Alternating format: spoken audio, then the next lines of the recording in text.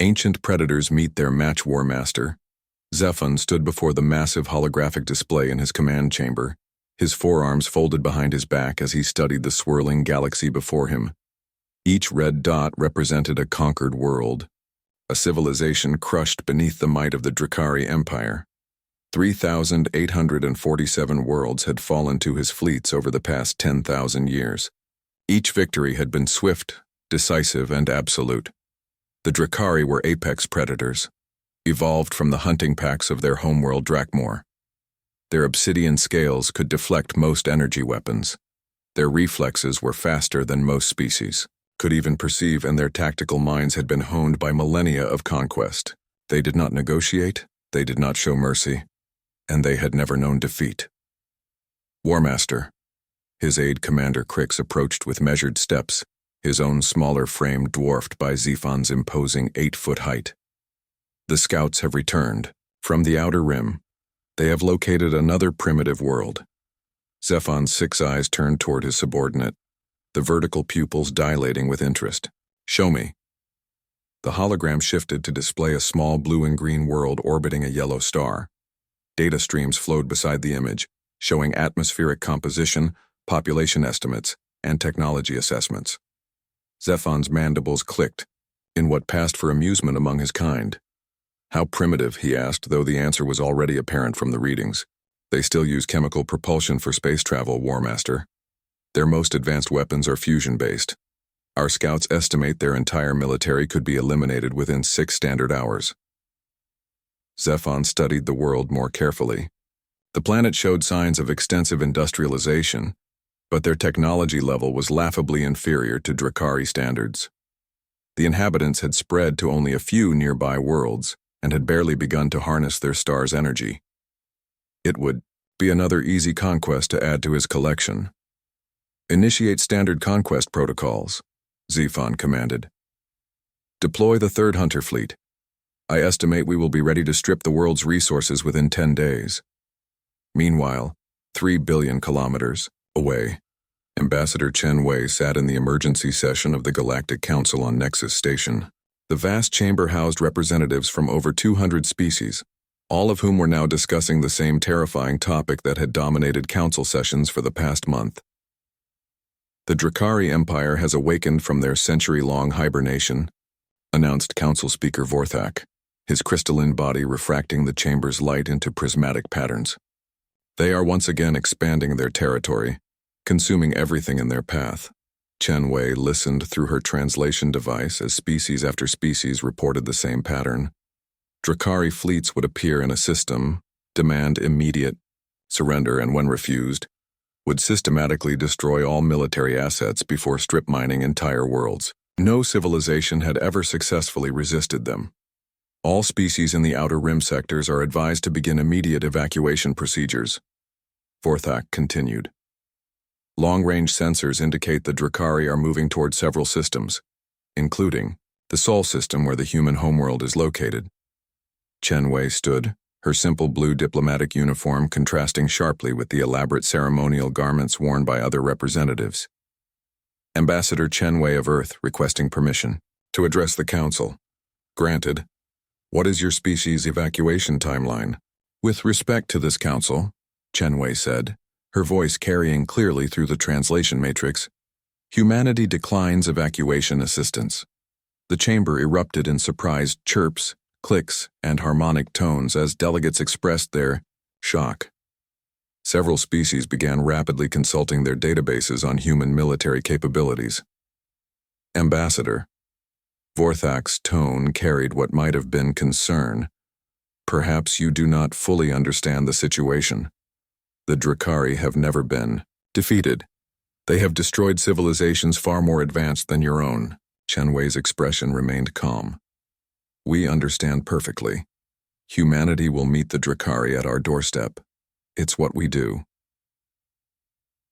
3 weeks later, the Drakari 3rd Hunter Fleet dropped out of hyperspace at the edge of the Sol system. 57 massive warships emerged from the void, their biometallic hulls gleaming like polished obsidian. Each vessel was a work of art and destruction, shaped like predatory sea creatures from Drakmor's ancient oceans. War Master Zephon stood on the bridge of his flagship Apex Predator, studying the primitive solar system spread before him. Long range. Sensors detected the expected defensive fleet gathered around the third planet. Pathetic metal constructs that would be swept aside like leaves before a storm. Commence standard intimidation broadcast, Zephon ordered. The message was transmitted across all frequencies in the local language. Primitive species of the world you call Earth. You have been selected for conquest by the Drakari Empire. Surrender immediately, and your deaths will be swift. Resist, and we will make your suffering legendary throughout the galaxy. The response came back almost immediately, broadcast from the largest human vessel. This is Captain Maria Santos of the Earth Defense Fleet. Your message is received and rejected. If you want our world, come and take it. Zephon's mandibles clicked in amusement. Such bravado from such a primitive species. He had heard similar defiance from hundreds of worlds. It always ended the same way. Deploy hunter pods, he commanded. Standard formation. Let us end this quickly. The Drakari fleet advanced in their traditional attack pattern, a formation they had perfected over millennia. Smaller hunter ships spread out to flank the enemy, while the main battlecruisers approached head-on. It was a formation that had never failed to break enemy lines within the first hour of combat. Captain Maria Santos watched the approaching alien fleet from the bridge of the UES Defiance. At 45 years old, she had spent most of her life working asteroid mining operations in the belt before the emergency conscription brought her into military service. Her crew was a mixture of former miners, cargo haulers, and civilian volunteers. None of them had formal military training, but they all had something the aliens might not expect. They knew how to survive in hostile environments where one mistake meant death. Status report, Santos called out. Enemy fleet maintaining standard. Approach vector, reported Lieutenant Jackson from the sensor station. They're not even bothering with evasive maneuvers. Arrogant bastards think this will be easy. Maybe it will be, muttered Chief Petty Officer Rodriguez from the weapons console. Look at the size of those ships. Our biggest guns are going to feel like throwing rocks at tanks. Santos smiled grimly. Rodriguez, you ever work the belt? 5 years on Ceres Station, Captain. Then you know that sometimes the smallest rock can crack the biggest asteroid if you hit it in just the right place. She activated the fleet-wide communication system. All ships, this is Santos. Remember, we're not trying to win a fair fight. We're trying to survive long enough to make them regret coming here. Execute Protocol 7. What happened next would have confused any conventional military strategist in the galaxy. Instead of forming defensive lines or attempting to match the Drakari formation, the human fleet suddenly scattered in what appeared to be complete chaos. Ships dove toward the asteroid belt. Others raced toward the outer planets, and a few even appeared to flee the system entirely. On the Drakari flagship, Commander Crix studied the tactical display with confusion. War Master, the enemy fleet, has broken formation. They appear to be fleeing. Zephon's 6 eyes narrowed. In 10,000 years of conquest, he had seen only 2 responses from enemy fleets: desperate last stands or immediate surrender. This random scattering made no tactical sense. Perhaps they are not as brave as their initial communication suggested, Zephon mused. Deploy all hunter pods, run them down, let none escape to spread word of their cowardice. The Drakari hunter ships surged forward, their predatory instincts triggered by fleeing prey. They spread throughout the solar system, chasing down individual human vessels that seemed to be running in panic. It was exactly what the hunters lived for. The thrill of the chase, the inevitable capture, the final moment of victory over desperate prey. But as the first Drakari hunters closed in on their targets, something unexpected happened. The fleeing human ships suddenly reversed course and dove directly toward what appeared to be empty space. The hunters followed, confident in their superior speed and firepower. The asteroid field erupted around them. Captain Santos had spent months preparing for this moment. Every major asteroid in the belt had been hollowed out and fitted with mining charges. Cargo containers had been disguised as space debris and seeded throughout the system, each one packed with nuclear warheads, The humans had turned their entire solar system into one massive trap. The first wave of explosions caught the Drakari completely off guard.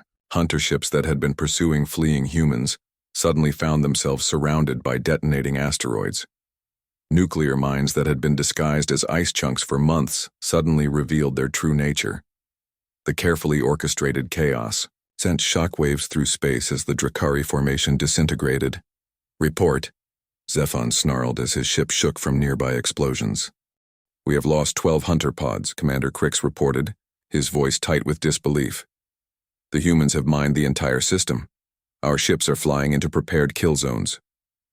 For the first time in 1,000 years, War Master Zephon felt something he had not experienced since his youth: uncertainty. These humans were not behaving like any prey species he had ever encountered. They were not running from superior predators. They were leading the predators into traps.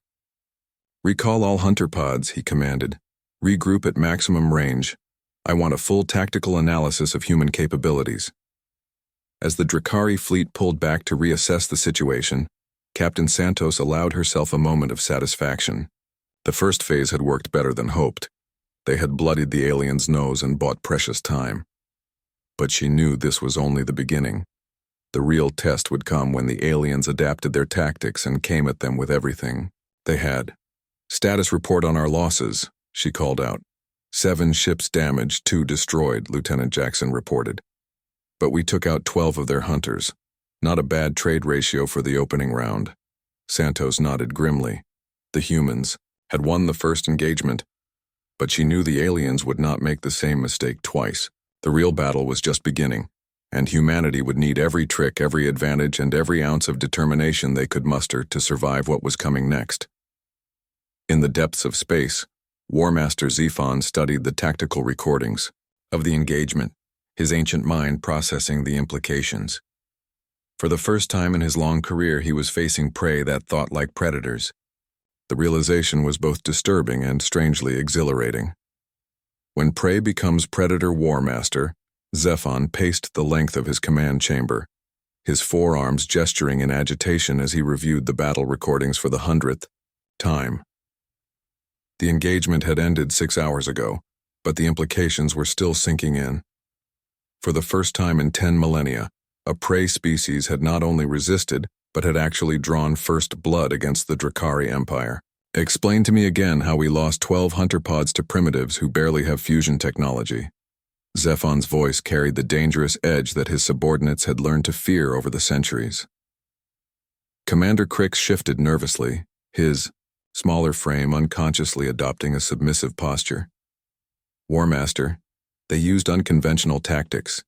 Instead of engaging us directly, they lured our hunters into prepared kill zones throughout their solar system. Our tactical databases contain no protocols for this type of warfare." "Unconventional." Zephon repeated the word like it tasted bitter. "In 10,000 years of conquest, we have faced energy beings, hive minds, machine intelligences, and psychic collectives. How can mere primitives be unconventional?" The answer came from an unexpected source. Deep beneath the lunar surface, Dr. Sarah Kim was asking herself a similar question as she coordinated humanity's next phase of resistance from the hidden command bunker known as Luna Base 7.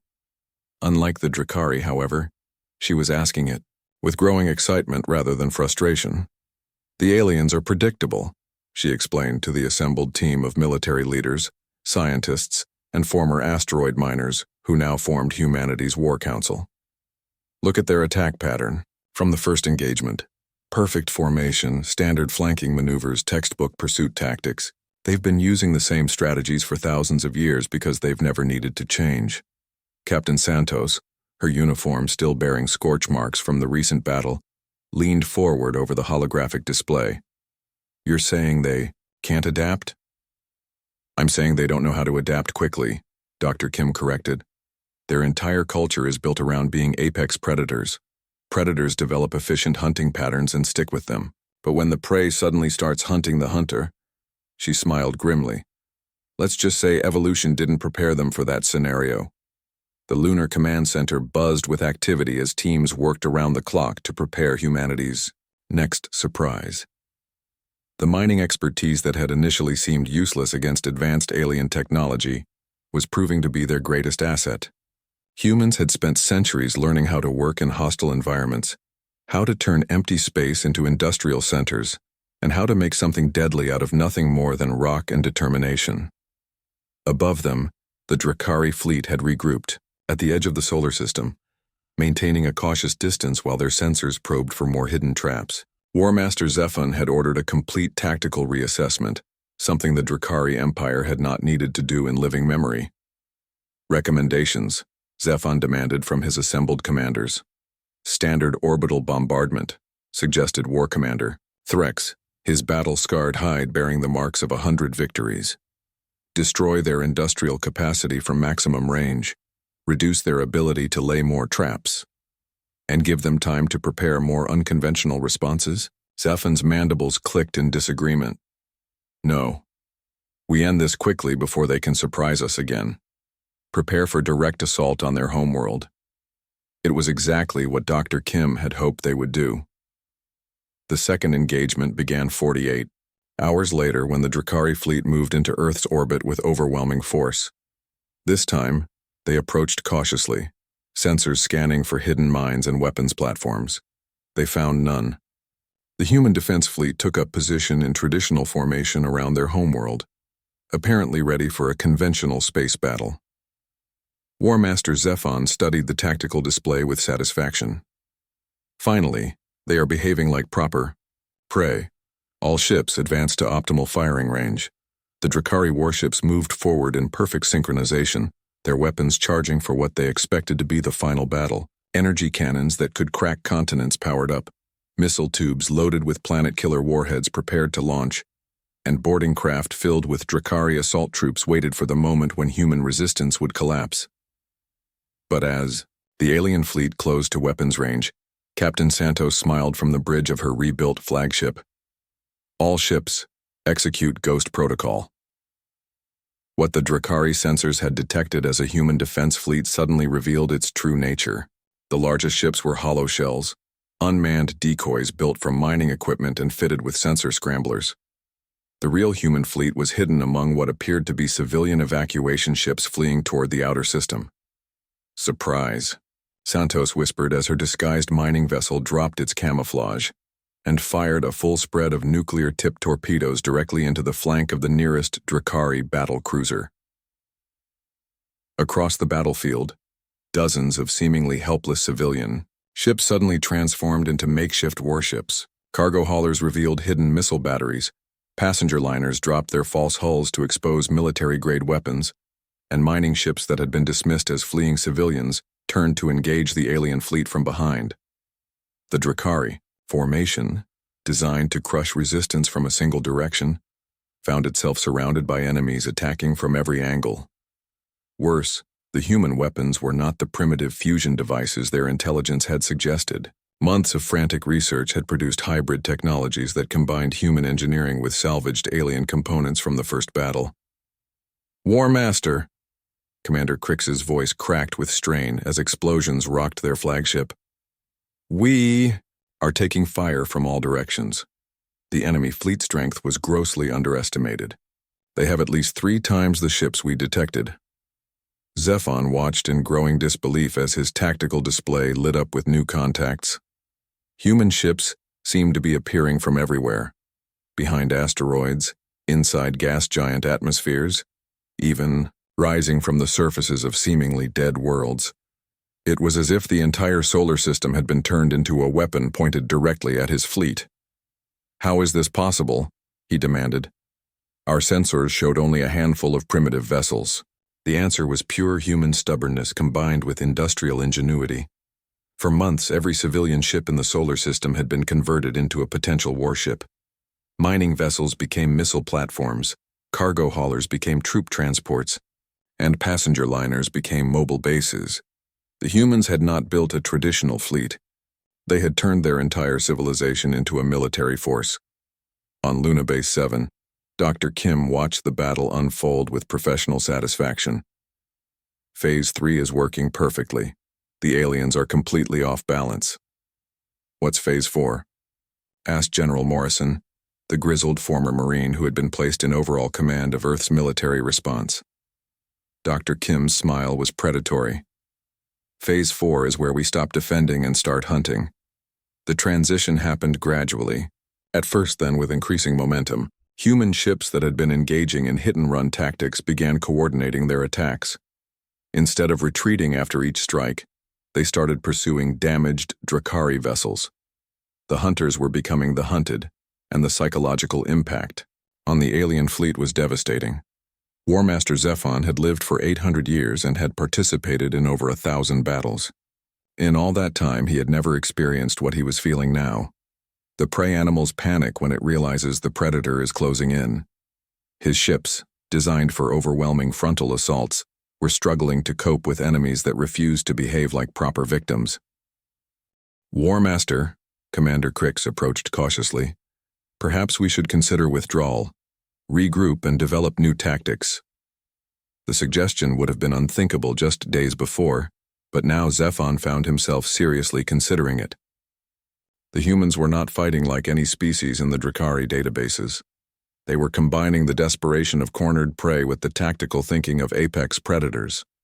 No, Zephon snarled, his pride overriding his tactical judgment. We are Drakari. We do not retreat from primitives. All ships, close to boarding range. We will take their vessels by force and end this humiliation. It was exactly the mistake Captain Santos had been hoping for. As the alien ships moved in for close combat, they found themselves entering the most carefully prepared trap in human military history. What appeared to be damaged human vessels drifting helplessly in space suddenly came alive with weapons fire. Asteroids that had been quietly moved into position over the past weeks revealed themselves to be massive kinetic weapons launched directly at the alien fleet.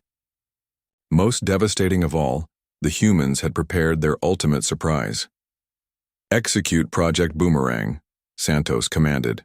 Throughout the solar system, abandoned human settlements suddenly exploded in carefully choreographed sequence. But these were not random destruction. They were the largest mass drivers ever constructed, built into the infrastructure of entire colonies. The kinetic projectiles they launched were traveling at significant fractions of light speed, and their targets were the Drakari ships attempting to close for boarding actions. The effect was catastrophic. Drakari vessels that had survived countless battles across the galaxy found themselves being torn apart by simple chunks of metal traveling at relativistic speeds. Their advanced armor and shields, designed to stop energy weapons and conventional missiles, were useless against pure kinetic force, delivered with surgical precision. War Master Zephon watched his fleet disintegrating around him and finally understood what he was facing. These were not primitives who had gotten lucky with a few clever tricks. These were a species that had taken their own industrial capacity and turned it into the most devastating weapon system he had ever encountered. They had weaponized their entire civilization. All ships, immediate withdrawal, he commanded, his voice hollow with defeat. Maximum acceleration. Abandon any vessel that cannot maintain formation. As the surviving Drakari ships fled the Sol system, Captain Santos allowed herself a moment of triumph. They had done the impossible. They had defeated an enemy that had conquered thousands of worlds over 10 millennia. Casualties? She asked.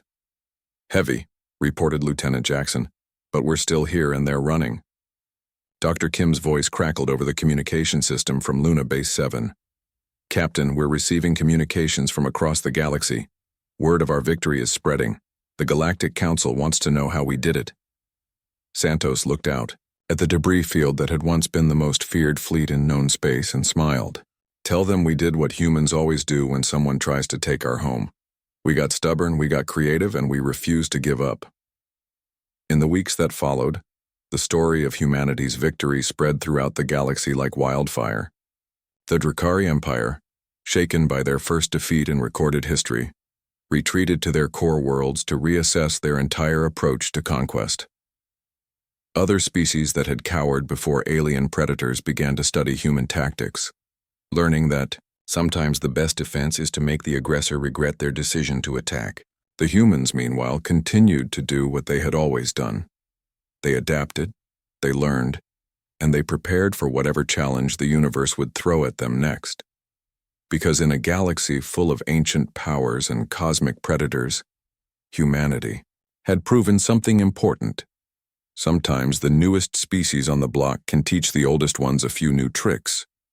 War Master Zephon, his career and reputation in ruins, filed his final report with the Drakari High Command. His recommendation was simple: avoid the Sol system.